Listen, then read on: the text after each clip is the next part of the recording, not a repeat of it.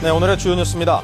GM대우가 산업은행에 1조 원의 자금 지원을 요청했습니다. GM대우는 이달 말까지 관련 자료를 제출할 계획이며 산은은 이 내용을 살펴본 뒤 지원 여부를 결정하겠다는 입장입니다.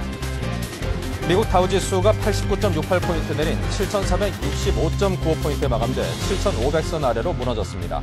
2002년 10월 이후 6년 4개월 만에 가장 낮은 수준입니다. 미국의 원유 재고량이 감소했다는 소식에 서부 텍사스산 원유가 올 들어 최대 폭인 14% 급등한 39달러 48센트의 거래를 마쳤습니다. 지난해 연립주택 가격 상승률이 7.9% 올라 아파트의 3.4배를 기록했습니다. 아파트와 단독주택의 상승률은 각각 2.3%와 2%에 그쳤습니다. 어젯밤 방한한 힐러리 클린턴 미 국무장관은 북한이 조만간 김정일 국방위원장의 후계 문제로 위기를 맞을 수 있다고 말했습니다. 클린턴 장관은 오늘 한미 외교장관 회담을 갖습니다. 네, 안녕하십니까. 출발 센증시의 임동서입니다. 어제 우리 국내 주식 부자 순위가 뒤바뀌었습니다. 2004년 정몽구 현대기아차 회장에게 주식 부자 순위 1위를 내줬던 이건희 전 삼성그룹 회장이 전현직 임원 명의로 보유하고 있던 차명 주식들을 실명 전환하는 것을 완료하면서 주식 가치 2조 5천억 원으로 단연 1위로 올라선 때문입니다. 자, 삼성 측은 누락된 세금을 성실히 납부하고 남은 금액을 사회에 환원하겠다고 말했는데요. 자, 최근 이재용 전무의 이혼 소송 등으로 몸살을 앓았던 삼성에 다시금 세간의 관심이 집중되고 있습니다. 이 관심이 긍정적인 관심으로 바뀔 수 있도록 좋은 방향으로 잘 해주시길 기대를 해보겠습니다. 자, 오늘 새벽 뉴욕 증시는 어떻게 마감이 됐는지 서울경제신문 문병도 기자를 연결해 들어보겠습니다. 안녕하세요. 네, 안녕하세요. 네, 오늘 새벽 뉴욕 증시가 또다시 하락하면서 6년 전 수준으로 추락했습니다. 자세한 소식 한번 정리해 주시기 바랍니다. 네, 뉴욕 증시가 7,500선을 지키지 못하며 6년 4개월 만에 최저치로 추락했습니다. 개장 초만 해도 1%의 상승세를 보였는데요. 지난해 11월 저점에 근접하면서 저가 매수세가 유입됐기 때문입니다. 하지만 잇따라 발표된 실업수당 및 제조업지수 등 경기 지표들이 매우 부진한 것으로 드러나면서 투자 심리가 급격하게 냉각됐습니다. 뉴욕 증권거래소에서 다우존스 지수는 전날보다 1.19% 내려 7,465.95로 마감했는데요. 7,500선을 지키지 못했습니다. 이는 지난 2002년 10월 9일 기록한 7,284 이후 6년 4개월 만에 가장 낮은 수준입니다. S&P 500 지수는 778.94로 1.20% 떨어졌고 나스닥 종합지수도 1.71% 내려 1,442.82로 거래를 마쳤습니다. 반면 유럽 증시는 영국과 독일이 소폭 상승한 반면 프랑스는 하락세로 마감하는 등 혼조세를 보였는데요. 영국의 FTSE 100 지수는 0.29% 상승했고 독일의 닥스 지수는 0.24% 올랐지만 프랑스 지수는 0.05% 하락했습니다. 네, 자, 카드 연체율이 급등할 것이라는 예상에 특히 은행 금융주들의 폭락세가 더욱더 컸다고 들었는데요. 자, 주요 종목별 움직임도 알려주십시오. 예, 다우지수의 하락을 주도한 것은 은행주였습니다. 오바마 대통령이 전날 내놓은 주택 모기지 대책이 기대에 미치지 못한 데다 신용평가업체 피츠가 신용카드 연체율이 전고점인 7.53%를 넘어설 것으로 예상했고 골드만삭스 역시 연말까지 10에서 11%에 달할 것으로 전망했기 때문입니다. 여기에 국유화 우려까지 더해졌습니다.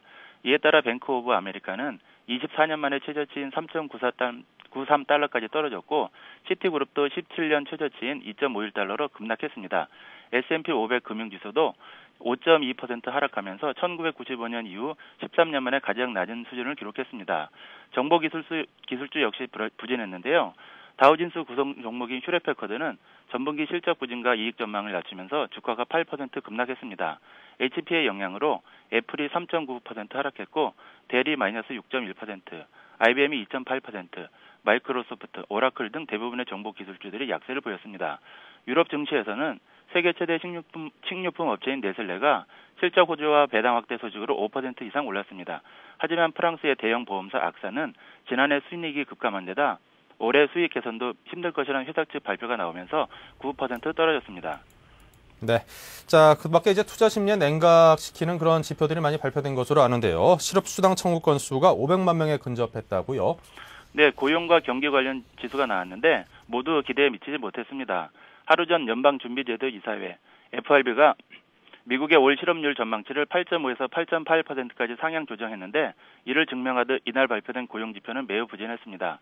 노동부가 발표한 지난주 실업수당 청구 건수는 62만 7천 건을 기록하며 1982년 이후 처음으로 3주 연속 60만 명을 넘어섰습니다. 이는 월가 전망치인 62만 명을 웃도는 것입니다. 연속 실업수당 청구 건수 역시 27년 만에 최대치인 498만 7천 건을 기록했는데요. 지난주보다 17만 명이 늘어난 것으로 조만간 500만 명을 돌파할 것으로 전망됩니다. 필라델피아 연방은행이 발표한 2월 필라델피아 제조업 경기지수 역시 전달에 마이너스 24.3보다 크게 악화돼 마이너스 41.3을 기록했습니다. 1990년 이후 18년 만에 최저치인데요. 이 지수는 기준점인 0을 밑돌 경우 경기 위축을 의미합니다. 경기조사기관인 컨퍼런스 보드의 2월 경기 선행지수 역시 시장의 예상치인 0.3%보다 높은 0.4%를 기록했지만 투자자들의 경기 불안감을 씻어주지 못했습니다. 컨퍼런스 보드는 경기 선행지수가 2개월 연속 상승했음에도 불구하고 경기 위축이 마무리될 거로 기대하기엔 아직은 성급하다고 덧붙였습니다. 네. 자, 그리고 유가가 큰 폭으로 올라서 $40 문턱까지 올라갔다는 소식도 들려오고 있고요. 아울러 환율의 움직임은 어떻습니까? 국제유가가 14% 폭등하며 배럴당 $40 선에 바짝 다가섰습니다. 미국의 원유 재고가 예상 밖으로 감소한 것이 영향을 미쳤는데요. 뉴욕 상업거래소에서 거래된 3월 인도분 서부 텍사스산 원유는 배럴당 $4.86 급등해 39.48달러를 기록했습니다. 런던 선물시장의 4월 인도분 브렌트유도 2.94달러 올라 배럴당 41.49달러에 거래되면서 $40를 회복했습니다. 이날 미국 에너지부는 지난주 전락 비축유를 제외한 석유 재고가 한 주 전보다 20만 배럴 줄었다고 발표했습니다. 이는 200에서 400만 배럴 증가를 예상했던 전문가들의 예상치를 뒤엎는 것입니다. 한편 뉴욕 상업거래소에 거래된 2월물 금값은 이날 1.60달러 내려 온세당 976.10달러를 기록했습니다. 외환시장은 동유럽 금융위기에 대한 우려가 다소 진정되면서 유로가 3개월 내 최저치에서 소폭 반등했고 달러도 엔화에 대비해 상승세를 기록했습니다. 달러 유로 환율은 1.2684달러로 작년 12월 30일 이후 최고를 기록했고 엔달러 환율은 94.40엔으로 다시 94엔대를 올라섰습니다. 네. 자, 지금까지 문병도 기자와 함께 글로벌 경제 소식 다양하게 정리해봤습니다. 고맙습니다. 네.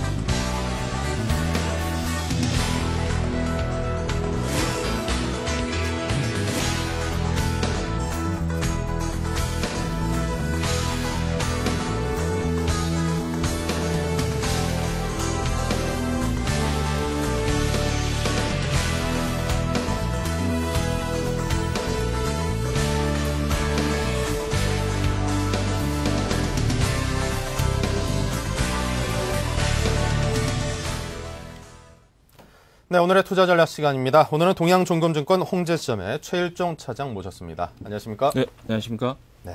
자, 먼저 전일 우리장 주요 지표 정리부터 부탁드리겠습니다. 네, 전일 우리 코스피 지수는 1100선을 좀 지켜주는 하루가 아니었나 이렇게 보고 있습니다. 코스피 지수는 6.09포인트 하락한 1107.10포인트로 마감을 했고요. 코스닥 지수는 5.40포인트 하락한 384.67포인트로 마감을 했습니다. 수급상으로는 외국인 기관이 동시 매도를 했는데요. 외국인이 1,357억을 매도를 했고요. 기관이 2,547억, 개인이 3,643억의 순매수를 보이는 그런 수급 구조를 보였습니다. 네, 수일간 그 투자 주체별 매매 동향이 별 변동사항이 없는 것 같습니다. 개인만이 홀로 순매수를 하고 있고 기관과 외국인이 물론 그 액수는 줄어들고 늠이 있지만 계속해서 순매도세를 양자가 하고 있는 그런 상황입니다. 자, 전일 우리장의 특징적인 모습들은 어떤 것들이 있던가요? 네, 그렇습니다. 전일 우리 증시가 미국 증시 혼조 소식과 그리고 지속되는 동유럽권의 디폴트 가능성으로 투자 심리가 상당히 냉각된 가운데 외국인 선물 방향성에 따라서 프로그램 매도가 지속적으로 출회되는 그런 이제 그 양상으로 진행이 됐죠. 오전 10시 5분 정도까지 그 전일 최저점이라고 할 수 있는 92.96포인트를 찍었고요. 오후 2시까지 외국인 선물이 확대가 안 되고 오히려 축소가 되면서 하락폭을 축소하는 과정이 진행이 됐었습니다. 그래서 뭐 장마 후반 가까이 가서는 2시 무렵에 약 8포인트 가량이 상승하는 그런 모습을 보였습니다만은 결국은 마감 지수는 1107포인트로 6포인트 마감을 했죠. 업종별의 그 흐름을 보게 되면은 상승 업종으로는 전기전자 업종이 0.27% 상승을 했고요. 서비스 업종과 통신 업종 그리고 보험 업종이 강세의 흐름을 보여줬습니다. 반대로 은행 업종과 기계 업종 그리고 의학과 증권 건설 업종의 약세 흐름이 아주 두드러졌고요. 특징 종목 쪽으로는 이제 대형주 쪽에서 LS 산전이 해저 케이블 수주했다라는 소식으로 6%대의 상승 흐름을 보였고요. 로디우스의 설비를 중국으로 매각을 한다라는 소식으로 쌍용차가 외국인의 대규모 매수와 함께 상한가에 진입하는 모습 또한 눈에 띄었습니다.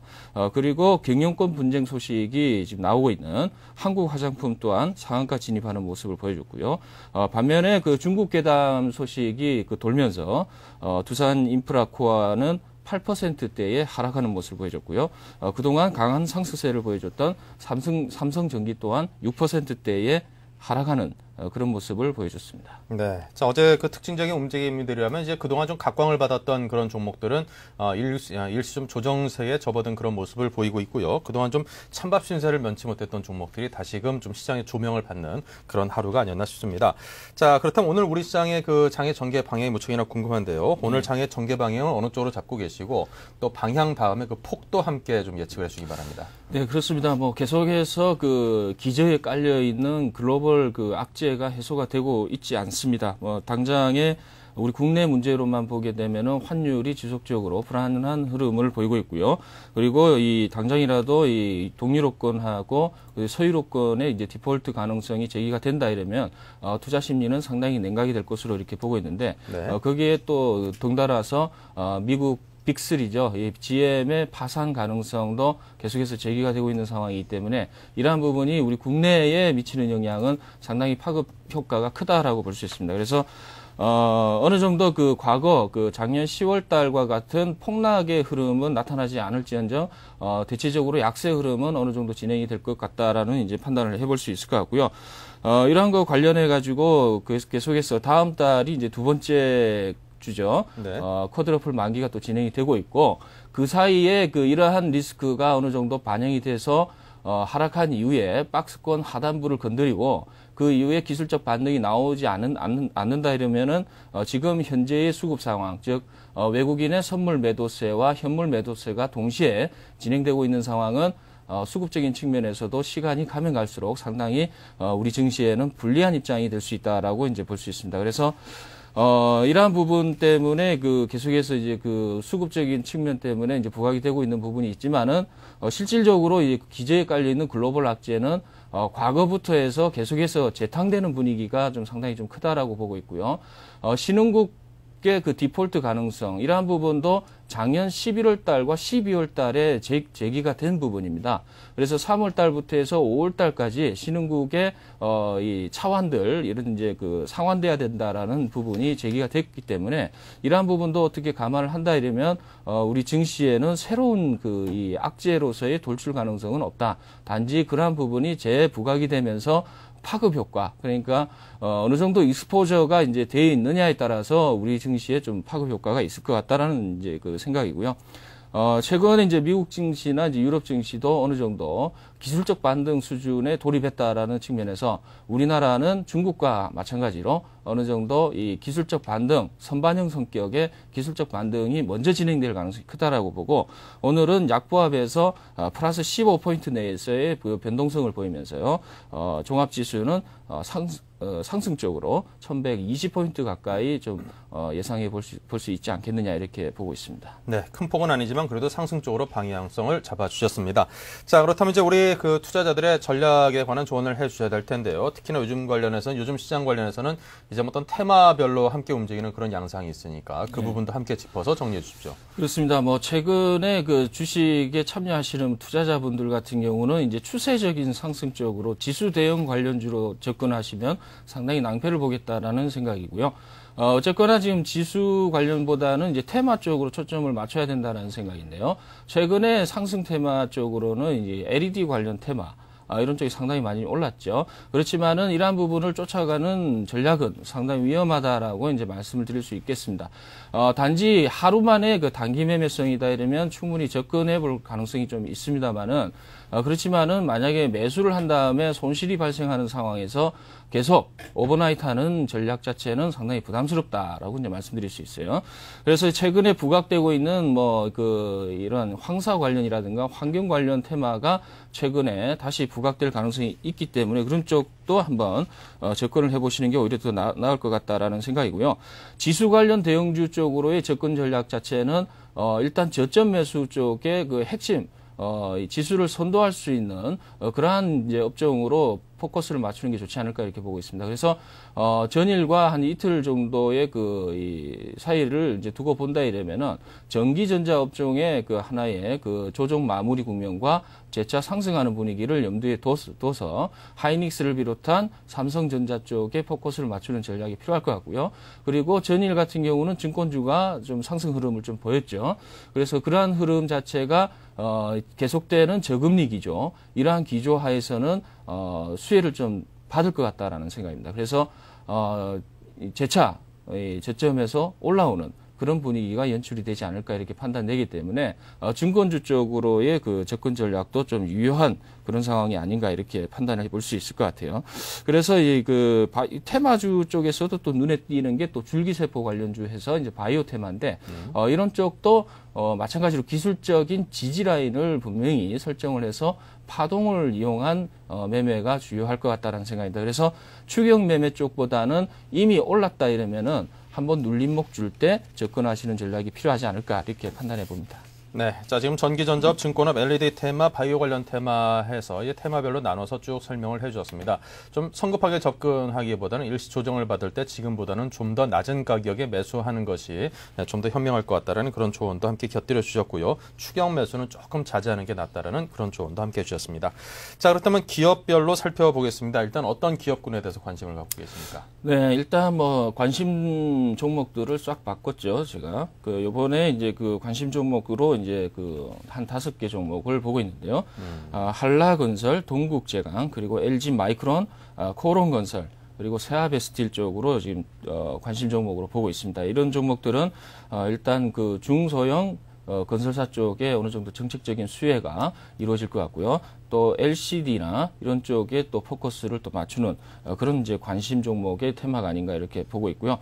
오늘 말씀드릴 것은 이제 세아베스틸 쪽과 이제 코론건설 쪽으로 한번 접근을 해보겠습니다. 네, 5개 기업을 들고 나오셨는데 전반적으로 보니까 약간 좀 묵직한 그런 중후장대한 업종에 관련해서 좀 집중을 하신 것 같습니다. 네. 자, 그렇다면 먼저 세아베스틸부터 보죠. 네, 세아베스틸의 이제 특징이라고 하면은 어떻습니까? 최근에 경기 민감주죠. 철강주 같은 경우는 이 산업 자체가 좀 부진할 경우에 상당히 실적이 줄어드는 경향이 있습니다. 그래서 이 기업 같은 경우는 주목을 해야 되는 부분이 뭐냐면은 지금 현재로서 투자를 굉장히 많이 확대를 하고 있습니다. 그래서 차입금 증대가 상당히 부담스러울 정도로 굉장히 투자를 확대를 하고 있는데요. 최근에 이제 설비 투자를 했던 부분에 있어서 3월 달부터 본격적으로 매출이 나오는 신규 단조 설비인 조개 공장이 이제 3월부터 이제 매출이 이제 진행이 되는데 이러한 부분도 어느 정도 실적에 굉장히 긍정적인 면이 있고요. 그리고 그 외에 다른 설비 쪽으로도 상당히 좀 투자가 많이 돼 있는데 그러한 부분이 부담이 됩니다만은 내년부터는 이제 본격적으로 본격적으로 매출로 이 환수가 된다라는 측면에서 지금 현재 분위기상 안 좋은 지금 현재의 가격은 어느 정도 매수 타임이 아닌가 이렇게 판단을 해보겠습니다. 그래서 기존의 그 특수 본강의 출하 부진은 2분기부터는 본격적으로 해소가 될 것으로 기대가 되고 있기 때문에 거기에 발맞춰서 선침해하는 전략으로 접근을 한번 해보겠습니다. 그래서 차트를 보시면서 한번 접근 전략을 취해드릴 텐데요. 지금 어떻습니까? 차트 흐름 자체는 박스권의 흐름을 보이고 있습니다. 이제 박스권 흐름이 단기 박스권 흐름으로 봤을 때는 가격 저점이 14,000원 후반대와 그리고 단기 박스권 상단부라고 할 수 있는 17,000원 초반대의 흐름을 보이고 있는데요. 지금 현재의 그 수준은 박스권 하단부에서 다소 좀 올라와 있는 상황이다라고 볼 수 있겠죠. 그렇지만 이제 최근에 기관의 연속되는 순매수 기조를 봤을 때는 어느 정도 추가적인 모멘텀이 형성이 돼 있을 것 같다라는 생각으로 접근을 해보시고요. 매수가는 손절가 부분이 14,500원부터 15,500원 부분까지의 좀 넓은 그러한 이제 분할 매수 구간을 한번 설정을 해드리고요. 목표 주가는 오버슈팅 구간, 이 박스권 부분을 상향 돌파하는 오버슈팅 구간이라고 할 수 있는 18,500원까지의 1차 목표가를 한번 제시를 해드릴 수 있을 것 같습니다. 네, 자 이렇게 해서 세아베 스틸에 관해서 살펴봤습니다. 경기 민감주를 하나 선택해 주셨고요. 자, 그 다음에는 코오롱건설이라고요. 자, 코오롱건설을 한번 말씀을 드릴 텐데요. 코오롱건설 같은 경우는 아시다시피 경인운하와 어느 정도 연관이 있죠. 그래서 수질의 양적, 질적 개선에 이제 관련 테마다라고 이제 생각하시면 될 것 같은데. 최근에 외국인들의 수급 구조가 상당히 좋습니다. 그래서 현재로 흐름을 보게 되면 21선을 적당하게 지지를 받으면서 추세를 따라서 상승하는 흐름을 보이고 있는데요. 이 부분에 있어서는 이제 기술적인 부분이 적용이 돼야 될 것 같습니다. 아시다시피 건설주는 분위기가 안 좋죠. 그렇지만은 이제 정책적인 테마가 이제 발맞춰진다 이러면 상당히 실적이라든가 이런 부분에 영향력이 있다라고 봐서 박스권 상단부를 요번에 돌파할 가능성이 충분히 있지 않느냐라고 이제 판단을 해서 이제 추천을 드리는데요. 매수가는 7,300원 정도 부근이 될 것 같습니다. 일단 5일선 부분에 이제 61선과 5일선 부분이 어느 정도 지지를 받을 것 같다라는 생각이고요. 전일 종가가 7,410원입니다만은 조금 오늘 장세 자체가 안 좋을 걸로 이렇게 예상을 한다 이러면 7,300원에서 7,200원 정도 수준까지는 저점 매수 가능한 그런 상황이 아닌가 이렇게 판단을 해서 그 부분에서 매수를 한번 가담해 보시고요. 목표가는 8,300원까지 일단 1차적으로 보겠습니다. 오버슈팅 구간이고요. 손절가는 6,800원 정도 수준, 그러니까 21선이 하회한다 이러면 어느 정도 현금 확보하고 시간을 두고 기다리는 전략이 필요하지 않느냐 이렇게 보고 있습니다. 네, 자 손절가 폭을 무척이나 좁게 잡아주셨습니다. 그 부분에 반드시 유념하시기 바랍니다. 자, 지금까지 동양종금증권 홍재점의 최일정 차장의 투자 조언을 들어봤습니다. 고맙습니다. 네, 감사합니다.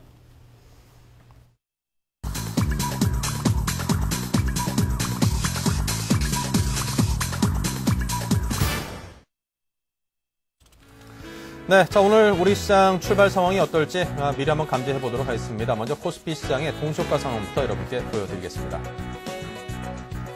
네, 지금 보시는 것처럼 오늘 장 확인한 조정장에 접어든 모습입니다. 삼성전자가 마이너스 1.77%를 비롯해서 포스코의 마이너스 2.22%, SK텔레콤의 마이너스 1.3%, 한국전력 마이너스 1.04%, 현대중공업 마이너스 2.01% 등등 시가총액 상위 5대 종목이 모두 1%에서 2% 초반까지의 하락세를 면치 못하고 있습니다.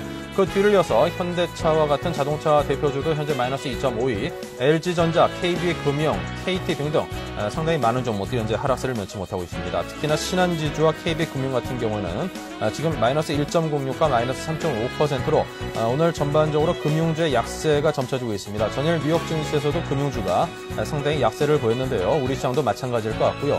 우리금융이 마이너스 2.34 그리고 삼성중공업이 마이너스 4.08%의 하락세를 보이고 있습니다. 조선주 역시 오늘 상당한 약세를 보이고 있고요. 현대미포조선 역시 조선주로서 오늘 상당히 별로 분위기 좋지 않습니다.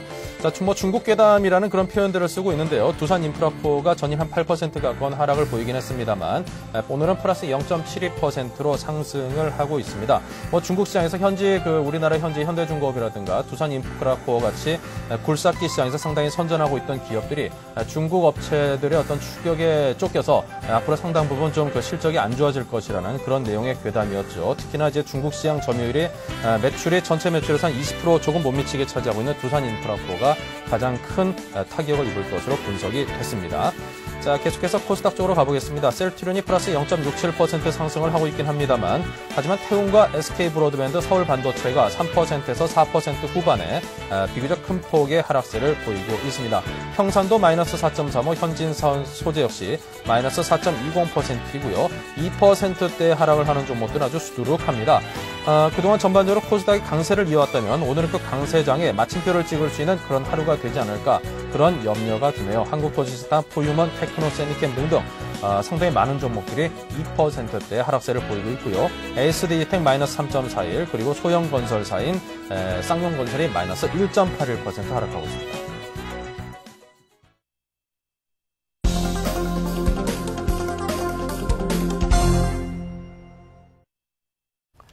네, 이제 장이막 개장이 됐습니다. 오늘 개장 시초가를 중심으로 다시 한번 장을 살펴볼 텐데요. 오늘 우리 장 상당히 좀 조정을 받을 것 같습니다.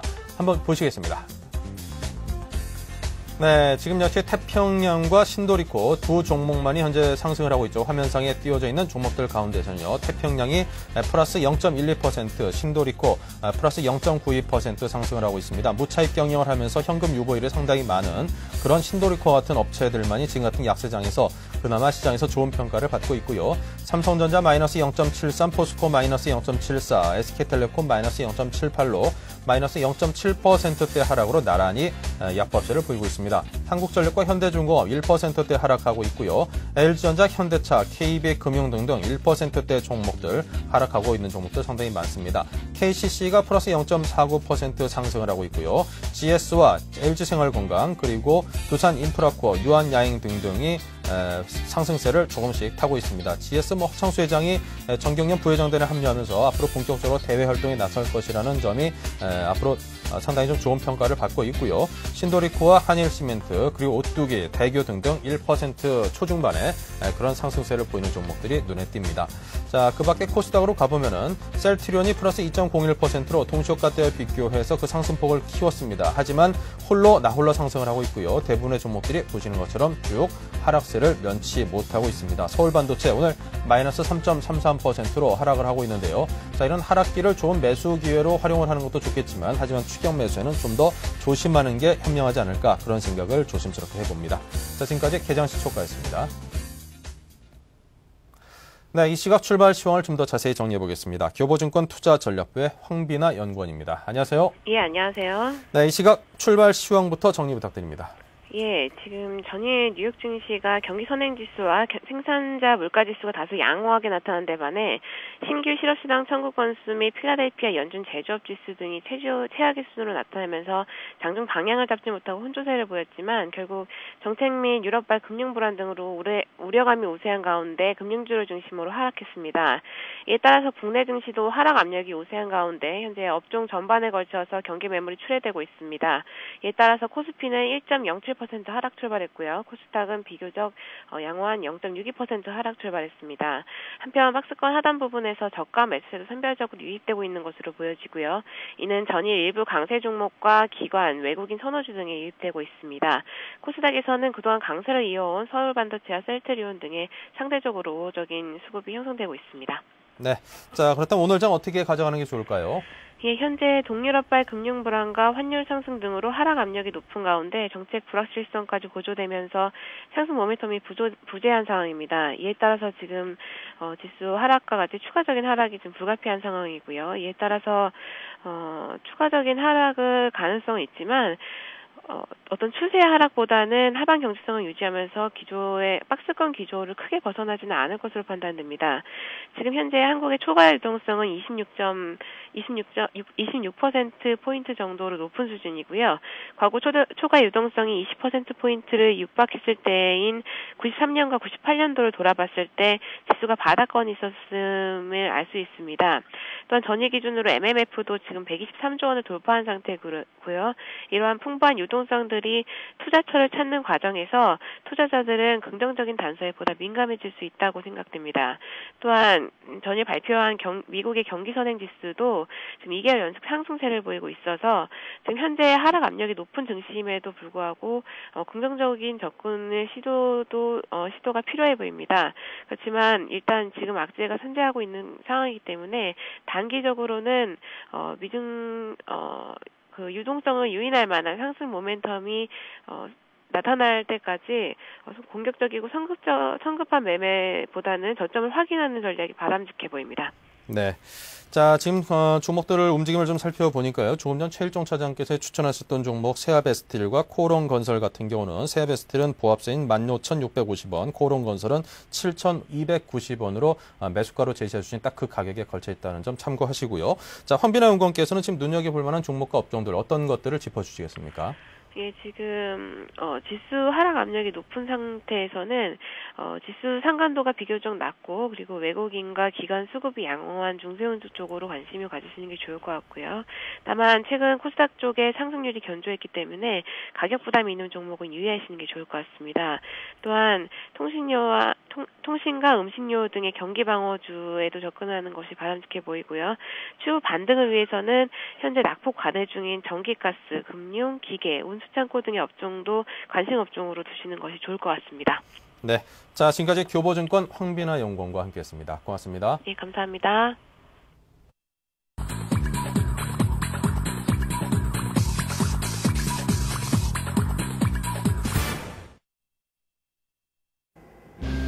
(2월 20일) 오늘의 서울경제 주요 뉴스 브리핑입니다. GM대우가 주채권은행인 산업은행에 1조 원 규모의 자금 지원을 요청했습니다. 정부 차원의 유동성 지원이 어려울 것으로 보이자 은행권에 SOS를 친 것입니다. 산업은행은 GM대우가 이달 말 제출할 자구안을 보고 지원 여부를 결정할 계획이어서 최종 결과가 주목됩니다. 은행들이 44개 대기업 중 부실기업을 골라 구조조정에 나섭니다. 이명박 대통령은 어제 기업 구조조정 추진 전략을 확정해 발표했습니다. 하지만 구조조정 기금에 대해 구체적으로 정해진 것이 없고 대기업 평가 결과도 하반기에나 나와 속빈 강정이 될 가능성이 높아 보입니다. 시내의 직장으로 불리던 공기업의 대졸 초임이 최대 1,000만 원이나 깎입니다. 이에 따라 공기업의 대졸 초임은 민간기업 수준인 2,500만 원 수준으로 내려갈 전망입니다.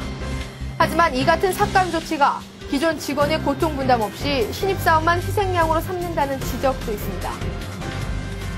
시중은행들의 외화채권 발행이 오는 4월에나 가능할 것으로 보입니다. 조달금리가 상승하고 동유럽발 금융위기 우려와 함께 시장 불황 요인이 겹쳐 외화 조달의 불안 요인으로 작용하고 있기 때문입니다. 사실상 시중은행들의 중장기 공모채권 발행은 중단됐고 사모사채와 단기 자금 조달에 치중하는 모습을 보이고 있습니다. 중국의 공용 철강업체들이 탄생할 것으로 전망됩니다. 중국 정부는 2011년께 연간 5천만 톤이 넘는 철강사를 3개 이상 만들고 연산 1,000에서 3천만 톤 규모의 대형 철강사들도 육성할 계획입니다. 해외 경쟁업체들이 주춤하고 있는 지금이 절호의 기회라고 판단한 데 따른 것으로 풀이됩니다. 시중은행들이 올해 말까지 중소기업 대출 전액을 만기 연장하기로 했습니다. 전액 보증의 경우는 은행의 약식 심사로 중소기업에 대한 신규 대출을 확대하기로 했습니다. 연체가 있는 회사라도 연체 이자를 갚을 경우 대상에 포함될 수 있어 특히 일부 기업만이 연장 대상에서 제외될 것으로 보입니다.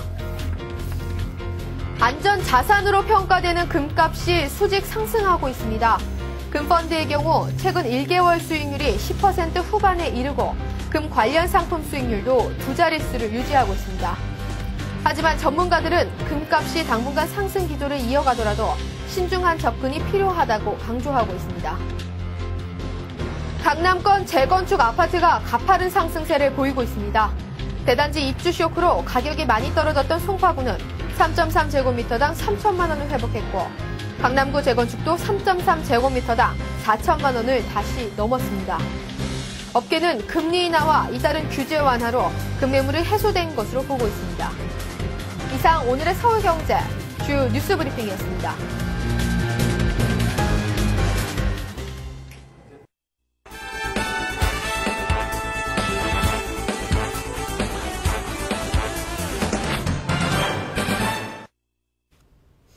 네, 뉴스 따라잡기 시간입니다. 오늘은 서울경제신문 이종배 기자를 스튜디오로 모셨습니다. 안녕하십니까? 예, 안녕하십니까? 네.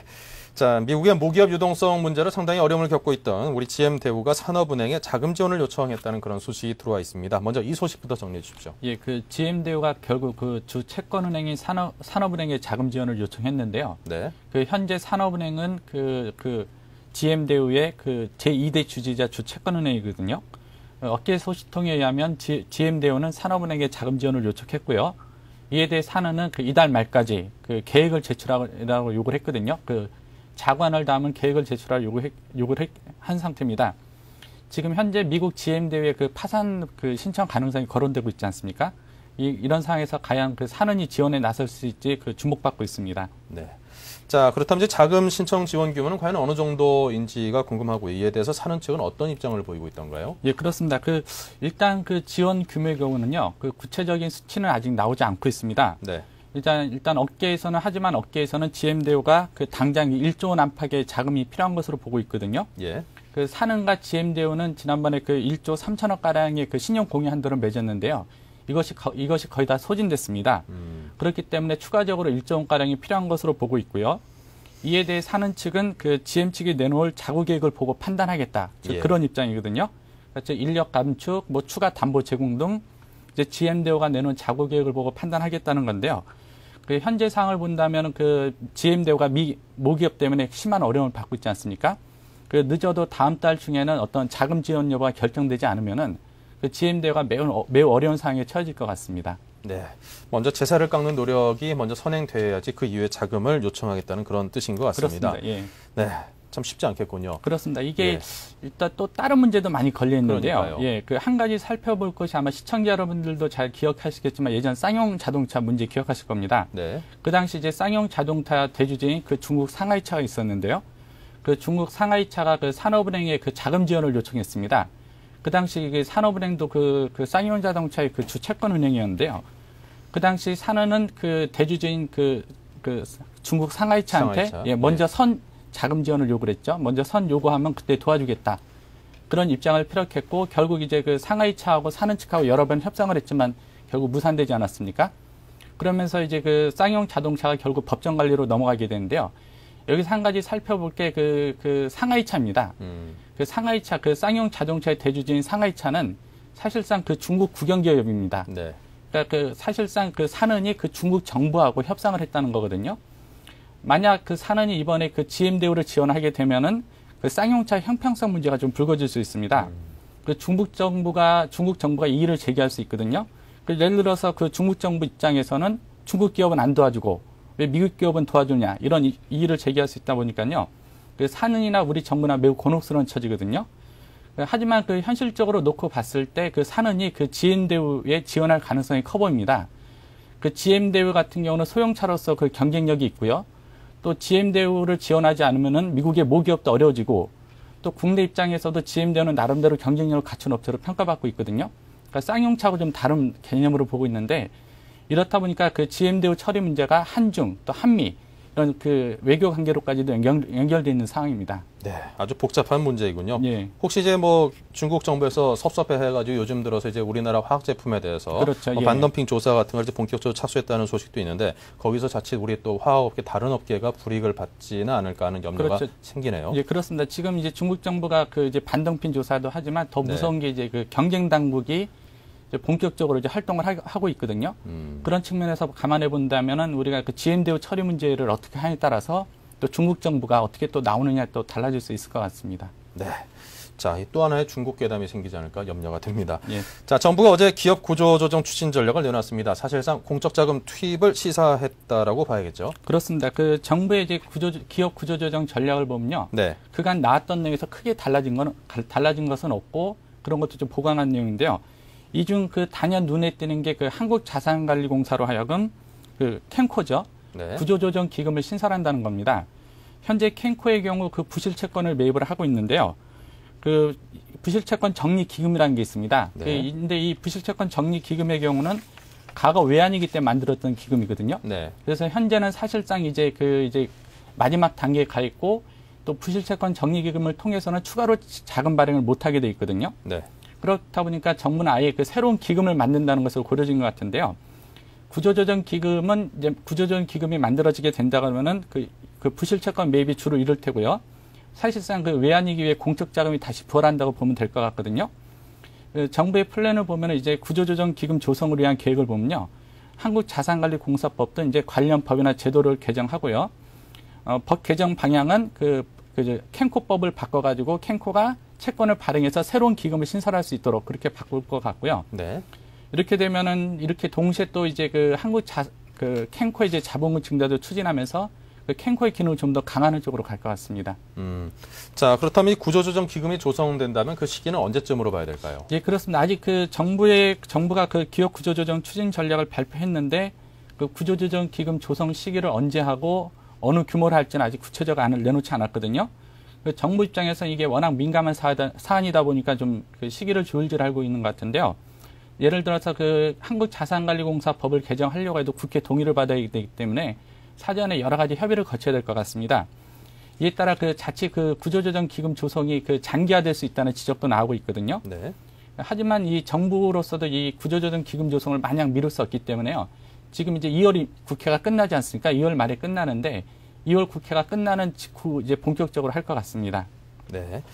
자, 그리고 어제 이성태 한은 총재, 그리고 윤중현 기획재정부 장관이 국회에서 업무 보고를 가졌습니다. 자, 어떤 내용들이 나왔는지 궁금한데요. 예, 그렇습니다. 그 아무래도 그 한국 경제를 이끄는 양대 수장이 동시에 국회에 나서 답변을 했기 때문에 참 관심을 끌었는데요. 크게 이제 환율 문제, 그 3월 위기설, 네. 그다음에 그 성장률, 그 추경 지원 조달, 그 부동산 규제 하나 이렇게 크게 네 부분으로 나눠볼 수 있거든요. 네. 한번 부분별로 한번 살펴보겠는데요. 우선 그 환율 파트의 경우 그 이성태 총재는 네. 현재 환율 높다. 개입 안 했다고 할 수 없다. 이런 말씀을 하셨고요. 윤 장관은 그냥 놔두지는 않을 것이다. 이런 지적을 했거든요. 한마디로 그 현재 고환율, 그 원화 절하에 대해서 방치하지 않겠다는 입장인데요. 그 통상 그 환율 방어는 그 기획재정부하고 한은이 공동으로 합니다. 또 기획재정부가 이제 시장 개입을 결정하게 되면은 그 한은이 이제 그 나서는 행동을 하게 되는데요. 환율을 총괄하는 양대 수장이 같은 방향으로 시각을 같이 하고 있지 않습니까? 네. 그렇다 보니까 앞으로 그 고환율에 대해서는 그 정부의 개입이 더욱 높아질 것 같습니다. 그리고 또 그 3월 위기설에 대해서는 그 양대 수장 모두 실현 가능성이 희박하다는 데 무게중심을 두었는데요. 이 총재는 그 만기가 오는 자금이 일부이지만 크게 우려할 수는 아니다. 이런 답을 했고요. 그 윤 장관은 위기 같은 건 거론을 자제했으면 좋겠다. 이런 말을 했습니다. 사실상 그 양대 수장 입장에서는 3월 위기설은 그냥 실체 없는 그 소문으로 끝난다고 보는 것 같습니다. 네. 자, 그리고 그 밖에도 이제 상당히 많은 관심들을 끌고 있는 계속해서 하향 조정되고 있는 성장률이라든가 그렇죠. 그 이외 항목에 대해서는 어떤 예측들을 하던가요? 그렇습니다. 그 성장률 등 거시 전망과 관련해서는요, 그 최악의 상황이 연출된다는데 그 양대 수장이 의견을 같이 했거든요. 그 이 총재는 이제 그 성장률이 그 마이너스 1%에서 마이너스 4%까지는 상황에 따라서 답이 상당히 다르다. 네. 이런 말을 했고요. 윤 장관은 그 1분기가 지나면은 그 실업 증가 등 어려움이 현재화된다고 대답을 했거든요. 네. 한마디로 그 성장률도 거시 전망에 대해서는 그 양대 수장이 똑같이 비관적인 전망을 하고 있는 거죠. 그래서 눈에 띄는 게 이제 부동산 관련 규제 완화인데요. 그 이제 그 이슈가 되는 게 강남 3구 투기적 해제지 않습니까? 네. 이거에 대해서 윤 장관이 다른 부동산 규제 완화로 논의하자는 입장을 비쳤습니다. 네. 이런 전반적인 흐름을 봤을 때 그 부동산 규제 완화분, 특히 강남 3구 지역의 투기적 해제 같은 경우는 좀 속도를 조절하는 분위기로 흘러가는 것 같습니다. 네. 자, 그렇다면 양대 수장의 이런 발언들 하나하나가 상당히 이제 중요한데요. 이 그렇죠. 내용들을 어떻게 해석을 하면 될까요? 일단 종합적으로? 이제 그 현재 이슈가 되고 있는 고환율에 대해서는 그 정부가 공격적으로 개입한다고 피력을 했기 때문에요. 이제 한마디로 갖고 있는 달러를 풀어서라도 환율을 안정시키겠다 이런 의지를 피력했거든요. 네. 상당히 이제 환율 시장에 많은 영향을 미칠 것 같고요. 사실상 최근에 이제 고환율 때문에 기업마다 희비가 엇갈리고 있지 않습니까? 반도체라든지 이런 주력 수출 업종은 웃고요. 반대로 이제 수입 업종을 울고 있는데 이런 그 정부의 이제 직접적인 환율 개입 시장 정책이 그 산업계에도 좀 영향을 미칠 것 같고요. 또 그 성장률들 거시경제 지표가 이제 1분기에 나오게 되면은 정부가 또 한 번의 어떤 그 추가적인 그 경기 부양책이라든지 성장률 전망 조정 이런 것들을 할 가능성이 높은 것 같습니다. 즉 1분기 경제 성장 지표가 당초 생각보다 더 나쁘게 나온다 그러면은 추가로 정부가 대응에 나설 수 있을 것 같습니다. 네. 자, 그 밖에도 이제 정부가 공기업의 임금을 깎는다는 그런 소식도 들어와 있던데요. 그렇죠. 예. 그 공기업 임금을 깎는다는 소식이 들어왔는데요. 그 산업은행 마세든 그 우리가 흔히 얘기하는 시내 직장으로 불렸던 그 네. 대졸 초임이요. 그 최대 1,000만 원 가량 깎일 것 같습니다. 그 세부적인 그 플랜을 보면요. 그 이에 따라 공기업 평균 대졸 초임은 3천만 원을 넘지 않을 것으로 보이는데요. 예를 들어 그 2008년 연봉 수준이 그 3,500만 원 이상이면은 그 삭감폭이 20에서 30%에 이르고요. 네. 또 2008년 연봉이 그 3,000에서 3,500만 원이면 15에서 20%, 또 2,500만 원에서 3,000만 원이면은 10에서 15%, 네. 또 2,500만 원 이하면은 10% 이하 이런 삭감을 하게 되거든요. 그러니까 전반적으로 크게 삭감을 하기 때문에 그 정부 추산으로는 공기업 대졸 평균 초임이 3천만 원 넘지 않는다 이런 입장을 밝혔습니다. 네. 자, 이 정부가 깎은 임금으로 이제 일자리를 나눈다고 하는 그 근본 취지는 참 좋은데 이에 따른 그렇죠. 갈등도 좀 만만치 않다고 들었는데요. 그렇습니다. 그 정부는 이렇게 공기업 깎은 일자리를 통해서 그 모은 돈으로 일자리 나누기 예산에 쓴다는 거거든요. 예. 그래서 그 돈으로 더 많은 일자리를 창출한다는 건데 여기서 한 가지 고려할 게 그 세대 간 갈등입니다. 즉 임금 삭감이 대부분 보면 대졸 초임에 맞춰져 있거든요. 그러니까요. 그렇죠. 그 초임에 맞춰져 있고 중간 간부라든지 아니면 CEO 이런 분들은 제외돼 있거든요. 그러니까 결국에는 갓 입사한 직장인만 가장 큰 피해를 보게 되는 거죠. 지금 현재 그 대졸 분들은 고용도 어려운 데다가 어렵게 직장에 들어갔는데 거기에 따라 임금 삭감이라는 또 그 이제 불이익을 받게 되지 않습니까? 그렇기 때문에 이제 같은 직장 내에서도 그 세대 간 갈등이 더 심화될 것 같은데요. 이에 대한 어떻게 정부가 어떤 일에 대해서 해결하겠다, 어떤 이를 해소하는 방안 아직 내놓지 못하고 있습니다. 네. 먼저 솔선수범해서 좀 위에 계신 분들부터 좀 앞장서서 하는 게 좀 더 맞는 거 아닌가라는 생각이 조심스럽게 듭니다. 자, 지금까지 뉴스 따라잡기 이정배 기자 모시고 다양한 이슈로 많은 이야기 나눠봤습니다. 고맙습니다. 예, 감사합니다.